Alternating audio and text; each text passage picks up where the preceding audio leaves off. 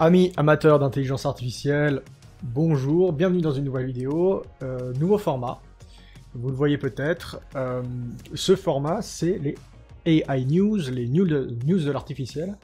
C'est un nouveau format qui va me permettre de réagir beaucoup plus rapidement à l'actualité sur l'intelligence artificielle. Vous l'avez vu par exemple, et c'est ce dont on va parler aujourd'hui, de cette lettre ouverte plus particulièrement par Elon Musk et certaines personnalités d'une pause de 6 mois dans le développement en intelligence artificielle. On va donc parler de ça. C'est donc un format qui me permet de parler des nouveautés, des nouvelles, de l'actualité de l'intelligence artificielle, hein, que ce soit technique, scientifique ou au niveau de la société. Et donc ça me permet d'avoir un format qui est beaucoup moins difficile à créer, qui va ne pas nécessiter de montage, et donc qui va pouvoir me permettre de réagir très très rapidement à l'actualité comparé aux autres vidéos, que ce soit d'exploration technique, de tutos, etc., qui prennent beaucoup de temps en montage. Et donc on appelle ça les news de l'artificiel, ça sera le plus souvent possible dès que j'aurai besoin de réagir à l'actualité. J'en profite pour vous dire qu'il y aura bientôt aussi deux nouveaux formats. Un nouveau format qui va s'appeler 5 minutes un papier, où on va décortiquer en 5 minutes un papier scientifique sur l'intelligence artificielle. Et puis 5 minutes un concept sur la chaîne Artificialis cette fois, où on va développer, expliquer un concept en intelligence artificielle en 5 minutes de manière extrêmement simple. Et donc aujourd'hui on parle de cette lettre ouverte pour l'arrêt de l'IA pendant 6 mois, c'est parti.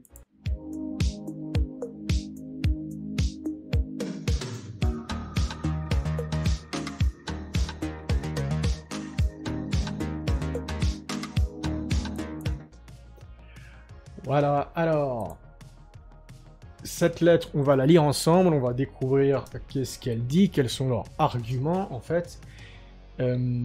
Et on va voir la réaction, que ce soit dans les journaux, mais surtout de certains experts, de certaines personnes, plus particulièrement la réaction de Yann LeCun. Alors Yann LeCun, c'est le directeur de l'IA chez Facebook. Il a reçu le prix Turing il y a de ça 2 ans, je crois. Prix Turing, c'est un peu l'équivalent du prix Nobel en informatique, pour en fait son développement, ses travaux dans les réseaux de neurones artificiels qui ont permis l'émergence du deep learning. Donc c'est un des pères du deep learning, mais on verra que dans les signataires, il y a d'autres personnes qui ont fortement contribué en fait au développement du deep learning. Alors, cette lettre, elle s'intitule « Mettre en pause les expériences d'IA géantes, une lettre ouverte ». Nous appelons tous les laboratoires à suspendre immédiatement pendant au moins 6 mois la formation des systèmes d'IA plus puissants que GPT-4.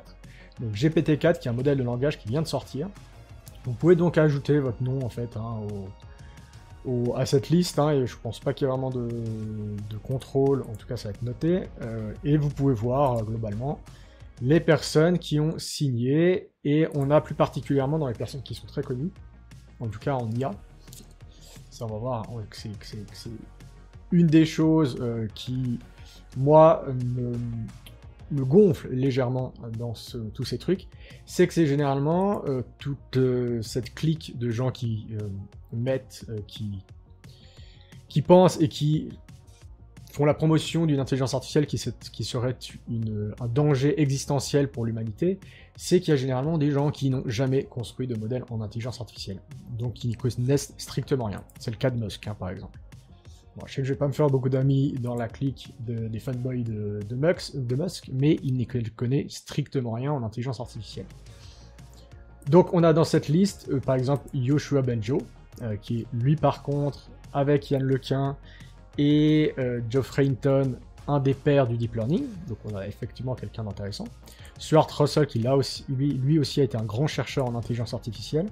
On a Elon Musk, PDG de Tesla, Steve Wozniak, cofondateur d'Apple.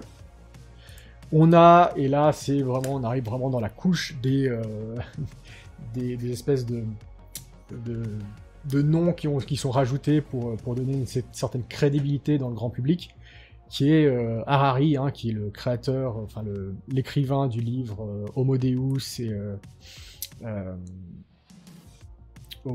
quel est l'autre, sur l'histoire de l'humanité. qui n'est pas un expert en intelligence artificielle, donc bon, bref, ça nous fait une bonne jambe qu'il ait signé cette lettre. On va la lire, on va voir les arguments. Les systèmes d'IA dotés d'une intelligence humaine compétitive peuvent poser de graves risques pour la société et l'humanité. Donc c'est un risque existentiel, c'est un gros risque pour l'humanité tout entière.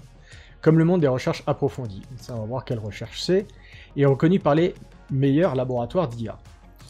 Principe, comme indiqué dans les principes d'Asilomar AI, largement approuvé, l'IA avancée pourrait représenter un changement profond dans l'histoire de la vie sur Terre et devrait être planifiée et gérée avec des soins et des ressources proportionnés. Donc ça veut dire que selon eux, vraiment l'intelligence artificielle, c'est quelque chose qui pourrait changer le cours de la vie sur Terre. Donc on est vraiment dans quelque chose qui peut vraiment mettre en danger l'humanité en elle-même, et voire la vie sur Terre.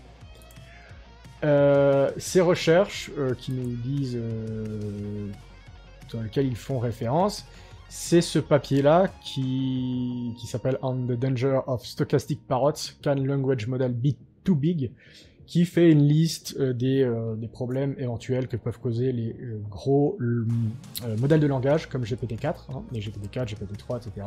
ChatGPT basé sur GPT-4 et GPT-3, donc basé sur un modèle de langage.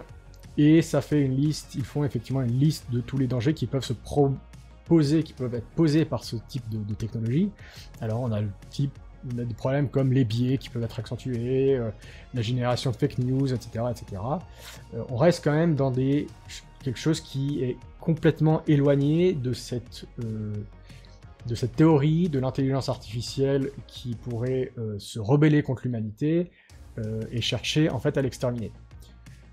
Ça, c'est moi ce que j'appelle la théorie du Terminator, parce que c'est exactement le scénario de Terminator. Et on va revenir d'ailleurs sur cette théorie de Terminator et les gens qui en font la promotion. On verra ce que pense aussi Yann Lequin. Moi, je trouve que c'est très intéressant ce qu'il en pense, parce que lui, il les appelle les doomistes. Donc les doomistes, c'est vraiment ceux qui pensent que l'intelligence artificielle pourrait mener en fait à la fin de l'humanité. Bon, on continue.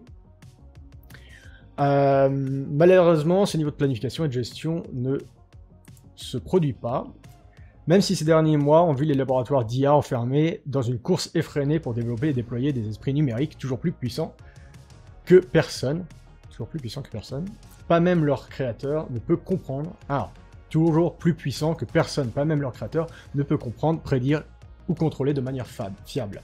Alors, ça aussi, ça a été indiqué par Yann Lequin sur un des comptes, je crois que c'était sur son compte Facebook. Là aussi, il faut regarder les éléments de langage. Alors il y a la traduction, peut-être que dans la traduction de la version originale anglaise, non, on a toujours des choses comme des termes comme Digital Mind, donc la traduction elle est vraiment pas trop mal, mais on peut voir déjà que les termes sont très très orientés. Hein. On peut voir IA dotée d'une intelligence humaine compétitive. Alors je sais pas ce qu'ils entendent par compétitive. Donc de niveau humain, donc là aussi, les langages de modèles marchent d'une façon qui sont tellement différentes de l'esprit humain qu'on peut vraiment pas parler, même si on peut parler d'une compréhension et puis d'un niveau d'intelligence dans l'exécution des tâches. Ces modèles sont capables d'exécuter des tâches vraiment très difficiles. Donc on peut parler, à mon avis, d'intelligence, mais on a un modèle, une façon de fonctionner, une architecture qui est totalement différente de l'intelligence humaine, et d'ailleurs il y a certaines choses qu'ils sont absolument incapables de faire. Donc déjà, on nous pose comme base qu'on a une intelligence humaine, donc on a des modèles qui sont capables de faire aussi bien que les êtres humains, et là on nous parle aussi d'esprit numérique. Donc là vraiment on a des esprits qui sont synthétisés, qui sont créés directement par ces méthodes d'intelligence artificielle. Et on nous dit souvent aussi, ça revient très souvent, que personne n'est capable de comprendre, prédire ou contrôler de manière fiable. Alors, comprendre et prédire, c'est un peu le but de ces modèles-là. C'est-à-dire que si on était capable de comprendre comment résoudre une tâche et qu'on était capable de prédire exactement comment ils allaient fonctionner, il suffirait d'écrire un algorithme pour résoudre la tâche qu'on a envie de résoudre. Donc en fait, on aurait déjà la solution. Si le principe même de l'intelligence artificielle et du machine learning, c'est qu'on ne connaît pas la solution à un problème, donc on n'a pas l'algorithme, on veut réussir à résoudre une tâche, et à créer un logiciel qui peut résoudre une tâche, et puis du coup, on va pas créer un algorithme, on va partir des exemples, des données avec des exemples de la tâche à réaliser, on va le fournir, on a des algorithmes d'optimisation qui vont réussir à apprendre à faire cette tâche. C'est tout le principe de l'IA, donc c'est tout le principe qu'on n'arrive pas totalement à prédire et à comprendre. C'est pas pour autant qu'on n'arrive pas à contrôler de manière fiable. Parce que contrôler de manière fiable, les LLM, on peut voir qu'ils ont encore de gros problèmes d'hallucination, de gros problèmes de biais, etc. Mais on peut voir surtout que ils sont assez facilement contrôlables, c'est-à-dire que sur des modèles comme ChatGPT, il y a eu on utilise des moyens de contrôle, c'est-à-dire qu'on a une fonction objective que le modèle doit prendre, et puis on y rajoute en fait des gains négatifs si la réponse est une réponse qui est non voulue, qui est dangereuse, ou qui est jugée comme dangereuse en fait dans le jeu de données. On a tous ces moyens-là, et on peut voir déjà qu'on utilise ChatGPT que le contrôle il est assez bon, et que même quand il est évidemment faillible, mais même quand il faillit, il reste quand même assez performant, et c'est jamais sur des choses qui pourraient imaginer tout d'un coup devenir incroyablement dangereux pour l'humanité, par exemple. Alors peut-être que vous pensez différemment, je vous invite à commenter, à me donner votre avis là-dessus. Et une deuxième chose, c'est qu'on va souvent dire que ChatGPT n'est pas connecté à Internet, ça je l'ai souvent entendu dans les réseaux sociaux, que ChatGPT n'est pas connecté à Internet, tout simplement parce qu'en fait, il pourrait échapper à ses créateurs. Là, à nouveau, c'est une résurgence, c'est une manière de présenter les choses qui est là pour appuyer en fait la théorie du Terminator. Parce que dans les faits, ChatGPT n'est pas connecté à Internet. Enfin, il peut pas aller chercher des faits sur Internet directement, tout simplement parce que c'est pas comme ça que ça marche le machine learning. Le machine learning, les faits de ChatGPT viennent de sa mémoire paramétrique. On continue. Les systèmes d'IA contemporains deviennent désormais compétitifs pour les humains dans les tâches générales. Et nous devons nous demander, devrions-nous laisser les machines inonder notre canaux d'information de propagande et de contre-vérité? Devrions-nous automatiser toutes les tâches, y compris celles qui sont épanouissantes? Devrions-nous développer des esprits non humains qui pourraient éventuellement être plus nombreux, plus intelligents, obsolètes, et nous remplacer? Alors, là aussi, on a plusieurs éléments de langage qui sont intéressants. C'est des esprits non humains, donc on les catégorise déjà comme des esprits, hein, les LLM. Alors, je dis pas que moi je suis partisan du fait que les machines pourraient posséder la conscience, qu'il pourrait y avoir une conscience artificielle. Qu'ils sont, et que les algorithmes et que les algorithmes de machine learning sont capables de créer des processus et des algorithmes qui sont, d'après moi, intelligents. Ça a tout à voir avec l'intelligence, contrairement à ce que disent on va dire une autre partie des gens qui sont un peu contre l'IA. À mon avis, c'est tout à fait capable d'être intelligent. Par contre, est-ce que là, on est face à des esprits numériques? Bien sûr que non.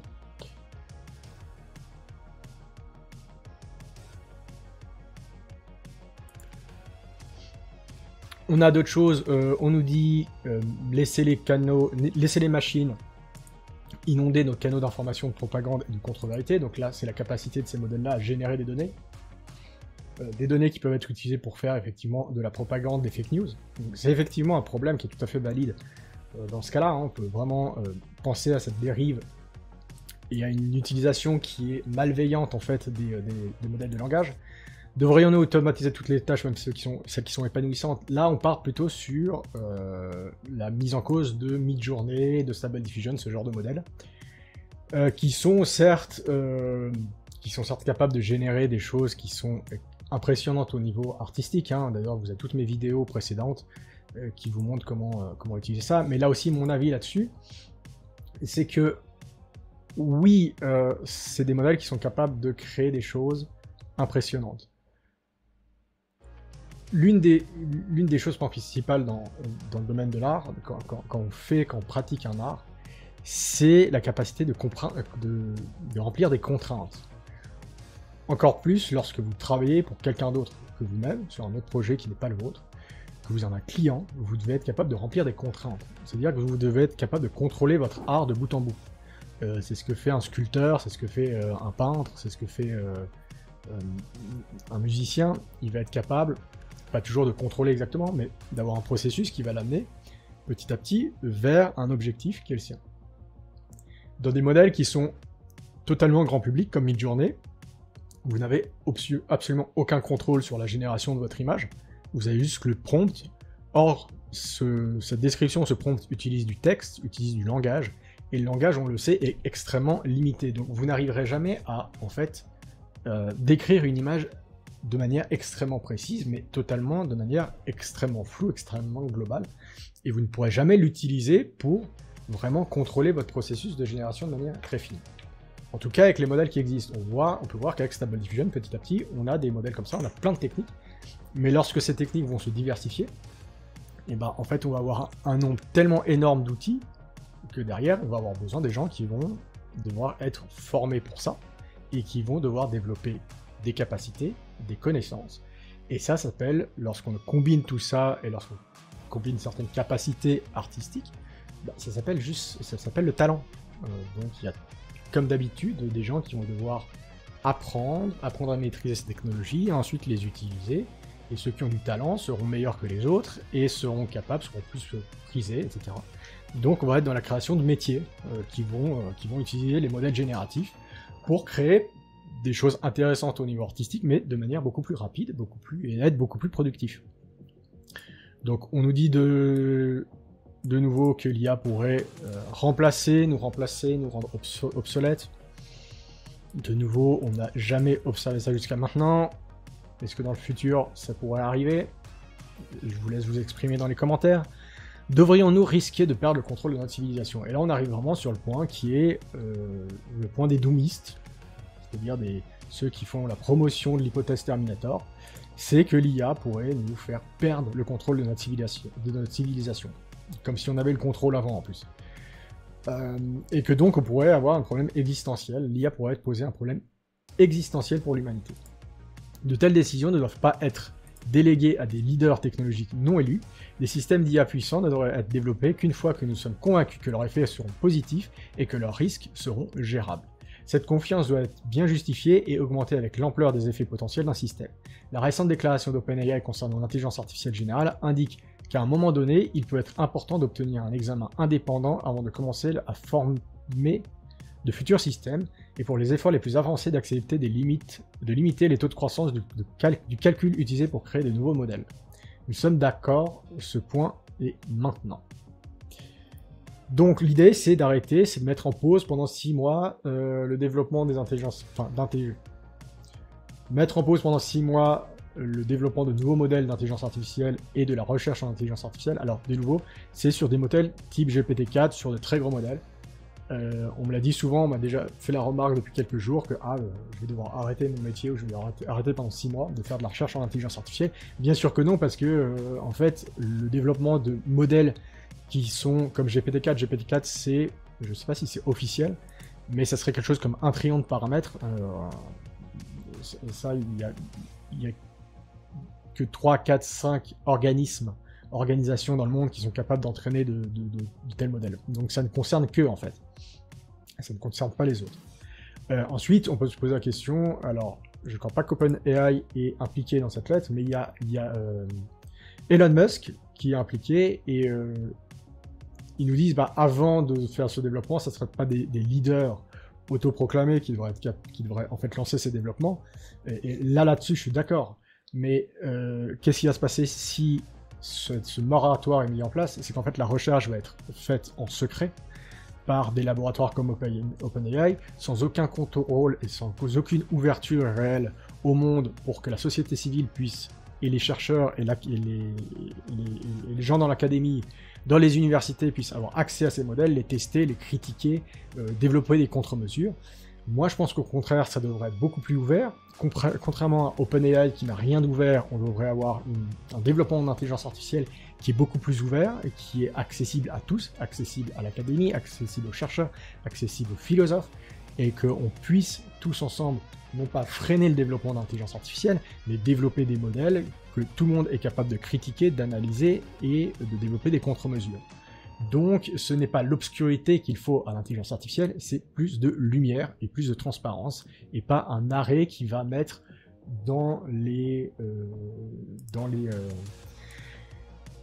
dans les bas-fonds en fait de la recherche en intelligence artificielle, et que cette recherche soit faite en secret par des organismes comme OpenAI. Par conséquent, nous appelons tous les laboratoires d'IA à suspendre immédiatement pendant au moins 6 mois la formation de systèmes d'IA plus puissants que GPT-4. Cette pause doit être publique et vérifiable et inclure tous les acteurs clés. Si une telle pause ne peut être décrétée rapidement, les gouvernements devraient intervenir et instituer un moratoire. On verra aussi qu'on a eu une interdiction de ChatGPT en Italie. On va voir pourquoi, pour quelles raisons. Que c'est pas forcément pour des raisons de peur existentielle. Les laboratoires d'IA et les experts indépendants devraient profiter de cette pause pour développer et mettre en œuvre conjointement un ensemble de protocoles de sécurité partagés pour la conception et le développement avancé d'IA, qui sont rigoureusement audités, supervisés par des experts externes indépendants. Ces protocoles devraient garantir que les systèmes qui y adhèrent sont sûrs au-delà de tout doute raisonnable. Cela ne signifie pas une pause dans le développement de l'IA en général, mais simplement le recul par rapport à la course dangereuse vers des modèles de boîtes noires imprévisibles, toujours plus grands, avec des capacités émergentes. C'est effectivement une des choses qu'on a constaté dans les modèles depuis GPT-3, dans les gros modèles de fondation. On parlera aussi des modèles de fondation dans 5 minutes pour un concept, 5 minutes pour un papier, etc. Les modèles de fondation, qui sont de très gros modèles, qui sont entraînés de manière générale, comme les modèles de langage, qu'on a en fait des capacités émergentes, mais là aussi, on a vu émerger par exemple l'apprentissage en contexte, qui n'est pas forcément le fait qu'ils aient des capacités émergentes, est-ce que c'est vraiment un problème ou non? J'en suis pas sûr. Donc, là, ils nous disent qu'il faut faire un moratoire, le temps de développer des méthodes de sécurité, des protocoles rigoureux. On pourrait aussi continuer le développement, sauf que au lieu d'avoir un développement complètement fermé à la OpenAI, un développement qui soit ouvert, finançable, financé par les gouvernements, qui implique le monde académique et qui n'est pas uniquement développé dans le secret, d'organisations qui ont été créées par on ne sait qui, et qui sont gérées d'une façon dont on n'a absolument aucune idée et qui créent des technologies pour lesquelles on n'a aucun accès. Et surtout aux données qu'ils ont utilisées. Hein. C'est ce qu'on a vu sur GPT-4 dernièrement. La façon dont il est développé, les données qui sont utilisées, c'est fait de manière extrêmement fermée. La recherche et le développement de l'IA devraient être concentrés sur la fabrication des systèmes puissants et à la pointe de la technologie d'aujourd'hui, plus précis, sûrs, interprétables, transparents, robustes, alignés, dignes de confiance. En parallèle, les développeurs d'IA doivent travailler avec des décideurs politiques pour accélérer considérablement le développement de systèmes de gouvernance d'IA robustes. Celle-ci devrait être en minimum inclure de nouvelles autorités de réglementation compétentes dédiées à l'IA, à la surveillance et au suivi de systèmes d'IA hautement performants et de vastes pools de capacités de calcul, de systèmes de provenance et de filigrane, problème de traduction, pour aider à distinguer le réel du synthétique et à suivre les fuites de modèles. Donc, pour aider à suivre les fuites de modèles. Hein. Donc, il faudrait surtout pas que les modèles soient ouverts et accessibles à tous. Donc, c'est pas, les gens vraiment vont utiliser ça pour générer des fake news ensuite. Enfin, vraiment, les gens sont absolument incapables d'utiliser ça de manière correcte et de développer des contre-mesures. Un solide écosystème d'audit et de certification responsable pour les dommages causés par l'IA, un financement public solide pour la recherche technique sur la sécurité de l'IA et des institutions bien dotées en ressources pour faire face aux perturbations économiques et politiques dramatiques, en particulier pour la démocratie, que l'IA entraîne. Et ça, je pense que on peut plus ou moins tous assez s'accorder là-dessus.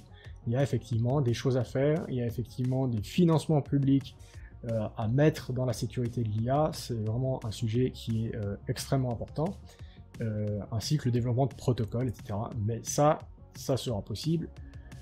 C'est effectivement, ça pourrait être possible vraiment avec un financement qui serait public et qui permettrait de développer des algorithmes et des méthodes d'intelligence artificielle de manière transparente et pas uniquement dans des laboratoires d'OpenAI ou de Google. L'humanité peut profiter d'un avenir florissant avec l'IA. Après avoir réussi à créer des puissants systèmes d'IA, nous pouvons maintenant profiter d'un été de l'IA dans lequel nous récoltons les fruits, concevons des systèmes pour le bénéfice de tous et donnons à la société une chance de s'adapter. La société a fait une pause sur d'autres technologies avec des effets potentiellement catastrophiques sur la société. Nous pouvons le faire ici, profitons d'un long été d'IA. Ne nous précipitons pas sans préparation dans une chute. Alors, à vous de me dire ce que vous pensez dans les commentaires de cet appel, si vous pensez que c'est justifié, si vous pensez que c'est pas justifié. On a vu très rapidement les journaux reprendre ça, souvent en retournant, en interprétant en fait ces faits-là d'une manière à rendre l'hypothèse Terminator crédible. Hein. Donc, Yann Lequin les appelle les doomistes, je pense que c'est un terme qui est assez intéressant. Ceux qui font la promotion de la théorie de Terminator. Et on a souvent des journaux qui vont prendre ces faits-là et qui en fait les tourner pour rendre cette hypothèse plus crédible. Combien même en fait les faits qui sont présentés n'ont rien à voir et les dangers qui sont qui peuvent être éventuellement là, qui sont analysés, qui sont divulgués, souvent n'incluent pas en fait un danger existentiel pour l'humanité. Et une chose qu'on peut voir, qu'on a vu ces quelques derniers jours, c'est du coup un côté ChatGPT avec GPT-4, et cette capacité à pouvoir générer des textes pouvoir générer des choses qui ont l'air faites par un être humain, et aussi cette photo du pape, je ne sais plus où elle est, ça doit être celle-là, voilà, cette photo de pape sur Reddit, en doudoune, qui en fait est fait par Midjourney. Donc là, la dernière version de Midjourney, on voit qu'il y a une capacité à générer des photos qui sont vraiment photoréalistes. Et donc on a eu cette photo du pape, mais on a aussi des photos de Macron dans les manifestations, qui sont extrêmement réalistes et qui peuvent être ensuite utilisées pour créer des fake news. Donc c'est un des dangers qui est présenté, qui est présenté comme avec ces modèles d'intelligence artificielle, que ce soit avec ChatGPT ou Midjourney, avec Stable Diffusion aussi, qui commence à pouvoir donner des choses assez très très réalistes. Et donc c'est une des choses qui a été présentée. On peut voir aussi cette photo-là. Donc on peut générer des photos de politiques, de gens célèbres, dans des positions ou dans des faits qui ne sont pas du tout réels, et ensuite créer un article qui mettrait ça en avant. Mais on a vu aussi que dans les gens qui utilisaient ChatGPT, qui utilisaient Midjourney, en fait ces problèmes-là ont très très vite été relevés, et les gens sont, dès l'introduction de ce genre de technologie, les gens deviennent très très vite en fait sceptiques dès qu'ils voient une photo. Alors je dis pas que ça peut pas poser de problème, je ne dis pas que on va pas avoir la capacité de créer des fake news ensuite, qui va ensuite noyer la vraie information, bien sûr c'est un problème, mais je veux dire les gens sont largement moins bêtes que ce que disent les critiques et ce que disent ceux qui sont dans la promotion de cet arrêt du développement, de l'arrêt de développement des techniques en intelligence artificielle. Moi, je pense que c'est un danger parce que, en fait, toutes ces technologies-là, pour être bien plus bénéfiques qu'elles ne sont dangereuses, et les mettre en arrêt, c'est plutôt causer des dégâts et en fait empêcher le développement de technologies qui pourraient être vraiment vraiment bénéfiques. Et je pense que moi c'est surtout l'avis de Yann Lequin qui m'a plutôt parlé. Yann Lequin, donc je le répète, c'est un des pères du deep learning. Donc on va voir plusieurs de ces tweets qui répondent un peu à ce débat sur cette lettre ouverte. Et Yann Lequin nous dit « Chaque nouvelle technologie est développée et déployée de la même manière. Vous créez un prototype, l'essayez à petite échelle, effectuez un déploiement limité, résolvez les problèmes, rendez-le plus sûr, puis déployez-le plus largement. À ce stade, les gouvernements réglementent et établissent des normes de sécurité. » Est-ce qu'il nous continue La seule raison pour laquelle les gens hyperventilent à propos du risque lié à l'IA est le mythe du décollage brutal. L'idée qu'à la minute où vous allumez un système super intelligent, l'humanité est condamnée, c'est ridiculement stupide et basé sur une incompréhension complète de la façon dont tout fonctionne. Effectivement, on peut voir que généralement ceux qui font la promotion de cette théorie-là ne sont pas généralement ceux qui travaillent le plus sur l'intelligence artificielle. Hein. C'est généralement des gens qui n'ont jamais touché à ces technologies-là. Alors je dis pas que c'est parce qu'on est spécialisé dans ces technologies qu'on est capable d'évaluer tous les risques. Mais je pense qu'il y a une très très grosse dose, et je vois à chaque fois que j'entends des gens comme ça qui hyperventilent sur les dangers de l'intelligence artificielle, il y a souvent une très très grosse dose d'incompréhension de la façon dont fonctionnent ces technologies. Donc je pense que avant de les critiquer, avant d'envisager les mettre en pause ou vouloir les mettre en pause, il faut déjà commencer à les comprendre. Et c'est en les comprenant qu'on va être ensuite capable de développer des prototypes et ensuite de résoudre les problèmes qui sont liés à ces technologies.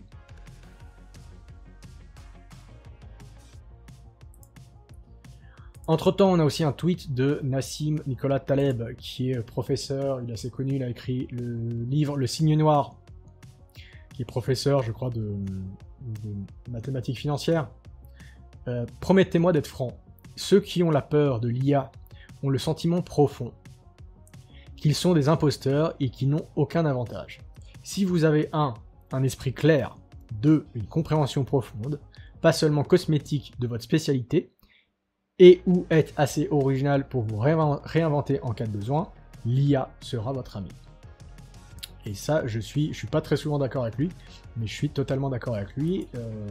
On a l'intelligence artificielle, ce sont des outils, et c'est un des points de confusion qu'on a souvent lorsqu'on parle d'intelligence artificielle, c'est de confondre des outils avec des êtres vivants.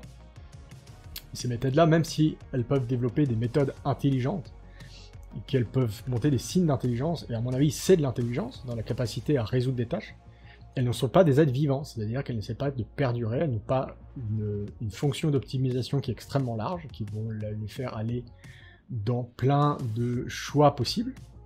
Ce sont des outils, et souvent c'est plutôt le contraire, ces outils-là sont capables d'augmenter l'intelligence de la personne qui sait les manipuler. Beaucoup dans les réponses ont invoqué une menace pour la société. Donc, menace pour la société, menace pour l'humanité. C'est de nouveau cette hypothèse de l'IA comme étant une menace existentielle pour notre société ou pour l'humanité. C'est un problème distinct, mais pour l'instant n'invoquez pas de manière égoïste une menace pour la société lorsque ce qui est menacé, c'est votre petite franchise et votre recherche de rente.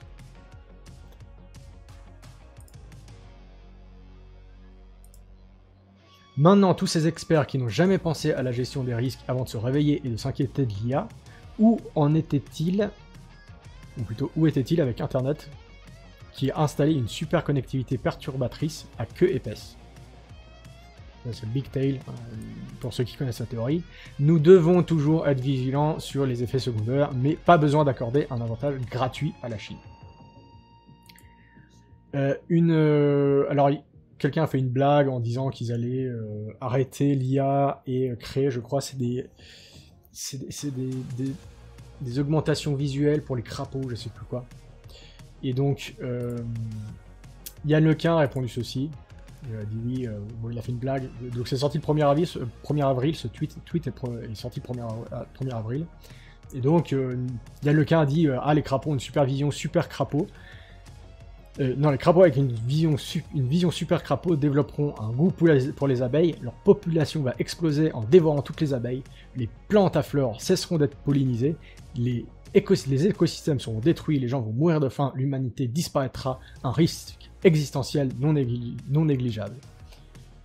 Donc effectivement, c'est vrai qu'on peut imaginer lorsqu'on a absolument envie de l'imaginer, et puis que j'ai l'impression que des fois dans ce démonisme, il y a une question de...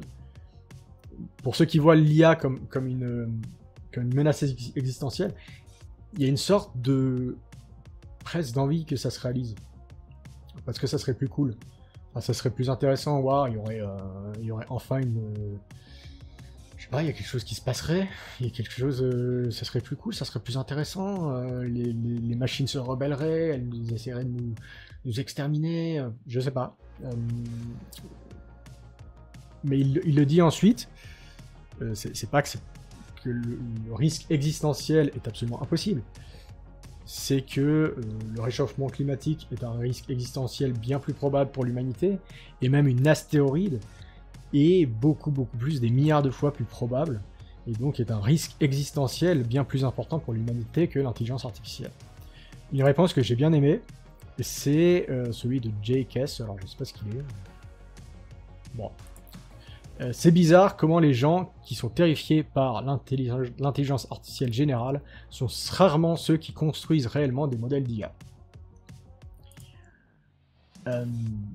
Donc en répondant à un tweet de Richard, alors là on a une interaction, on a une petite bataille entre, un petit échange entre Elon Musk et Yann Lequin justement, et donc Yann Lequin nous dit, en répondant en fait à ce tweet de Richard Soccer, qui est d'ailleurs, qui est cette personne? Donc c'est un CEO, je pense, dans la Silicon Valley. On verra son thread ensuite, on verra ce qu'il dit. Mais en répondant à son tweet, il dit vous savez ce qui n'est pas éthique, ce qui est contraire à l'éthique, effrayer les gens avec des risques inventés d'une technologie à la fois utile et bénéfique. Alors, et ça, je peux pas m'empêcher d'être d'accord avec lui. Effectivement, moi, ce qui me pose problème, c'est pas qu'il n'y a, que je pense qu'il n'y a absolument aucun problème avec l'intelligence artificielle, qu'il ne peut y avoir aucun problème. C'est évident que toute technologie, surtout des technologies disruptives comme celle-ci, peuvent avoir des effets négatifs importants, qu'il faut pouvoir les contrôler, qu'il faut pouvoir mettre en place des protocoles, etc., etc. Le problème, c'est pas de pointer vers ces méfaits, c'est pas de pointer vers ces externalités négatives. Elles sont importantes, il faut les régler. Le problème, c'est de faire peur aux gens, c'est de faire croire aux gens que l'intelligence artificielle est une menace existentielle pour l'humanité. Ce qui est contraire à l'éthique, c'est de détourner des faits, de les présenter d'une manière à rendre probable en fait l'hypothèse Terminator. Le problème, c'est de systématiquement pointer vers cette hypothèse à chaque fois que quelque chose sort sur l'intelligence artificielle. Et ça, c'est non seulement les médias qui sont responsables de ça, mais c'est aussi souvent des personnes sur les réseaux sociaux, des influenceurs sur les réseaux sociaux qui généralement ne travaillent pas avec l'intelligence artificielle ou ne travaillent pas dans le domaine de l'intelligence artificielle et qui font la promotion de cette hypothèse, tout simplement parce qu'elle est beaucoup plus vendeur. C'est beaucoup plus vendeur de parler de l'intelligence artificielle à la Terminator, à dire que peut-être ChatGPT n'est pas connecté à Internet parce que sinon on pourrait en perdre le contrôle et qu'il ne faudrait pas développer de modèles d'intelligence artificielle plus performants parce qu'ils sont déjà au niveau de l'être humain et si on va plus loin, ils risquent de se rebeller et essayer de nous exterminer. C'est beaucoup plus vendeur qu'effectivement de pointer en fait vers les vrais problèmes qui peuvent être causés, qui sont généralement beaucoup moins vendeurs, ça peut être les biais, ça peut être, etc., qui demandent des solutions techniques et de contrôle politique. Mais c'est souvent des problèmes qui sont nettement moins vendeurs et qui font nettement moins de vues. Ça fait toujours plus de vues de faire un « oh là là, vous voyez ce que Elon Musk a dit sur l'intelligence artificielle, il pense que demain l'intelligence artificielle va se rebeller contre nous ». Vous allez faire beaucoup plus de clics et beaucoup plus de vues que lorsque vous faites simplement une analyse des problèmes possibles de l'IA, que vous pointez vers ces problèmes possibles et que vous essayez tout simplement d'imaginer des solutions. Mais c'est effectivement non éthique parce que en fait, la plupart de ces technologies pourraient être effectivement extrêmement bénéfiques à beaucoup de choses, à beaucoup de monde. Et donc, les freiner et faire peur aux gens, faire croire aux gens que ces technologies-là sont un problème, un possible danger existentiel contre l'humanité, c'est contraire effectivement à l'éthique. Et là, Elon Musk lui répond vous pensez vraiment que l'IA est une épée à un seul tranchant? Et Yann Lequin répond toute technologie a de bons et de mauvais côtés. Il doit être développé et déployé de manière responsable afin de minimiser les effets secondaires. les mauvais effets secondaires. Les LLM, donc les Large Language Models, même mauvais, sont utiles. Pensez-vous vraiment qu'ils constituent une sorte de risque existentiel? Elon Musk répond: selon mes réseaux de neurones biologiques, l'IA pose un risque existentiel à l'humanité de façon non triviale. Donc c'est possible. Yann Lequin lui répond: les miens disent, on va mettre la traduction, le mien dit que le risque que l'humanité soit anéantie par une IA voyou est considérablement moindre que le risque qu'elle soit anéantie par une frappe d'astéroïdes. Si l'IA pouvait nous aider à éviter l'extinction cosmique en accélérant les progrès de l'astronautique, nous devrions la développer dès que possible. Non, et vive SpaceX. Voilà, à mon avis, pourquoi il est préférable d'écouter les experts dans le domaine comme Yann Lequin. Alors on va me dire, Yann Lequin travaille pour Meta, donc il a des choses à vendre. Oui, il n'est pas totalement, objectif. Il n'est pas totalement objectif, mais je pense qu'il a quand même globalement raison sur cette question-là. Faire peur aux gens, c'est éloigner ces technologies et le bienfait qu'elles pourraient nous donner. Et au lieu de faire peur aux gens, regardons tout simplement quels sont les risques et développons des manières de minimiser ces externalités négatives.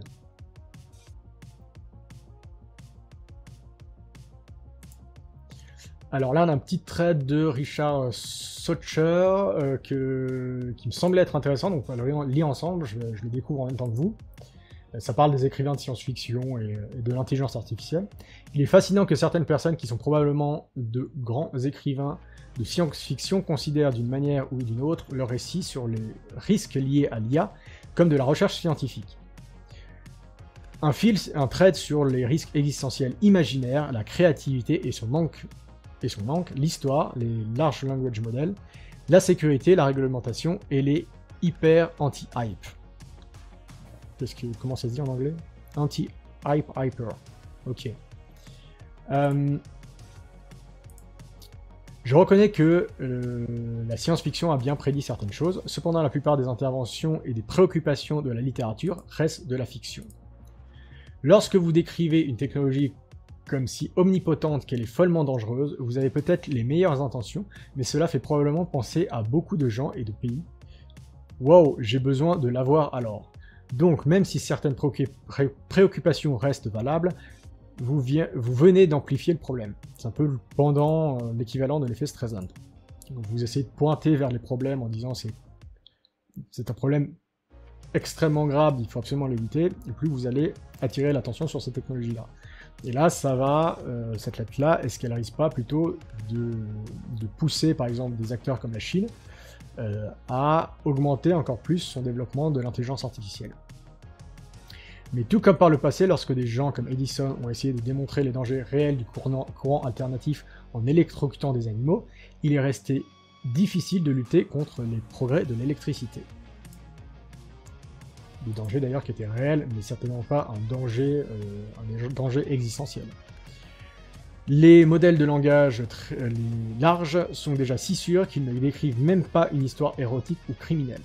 Un contenu que vous trouvez facilement représenté visuellement dans tous ces détails sur Netflix, Amazon, HBO, YouTube. C'est-à-dire écrire Game of Thrones avec une IA n'est plus possible dans la plupart des chatbots. Et ça c'est vrai, les modèles de contrôle et les méthodes de contrôle actuellement, on a vu ceux qui ont été appliqués sur ChatGPT, font que vous ne pouvez... Il est extrêmement difficile de lui faire produire la moindre goutte, le moindre mot d'un texte violent, ou de violence, ou de décrire de la violence.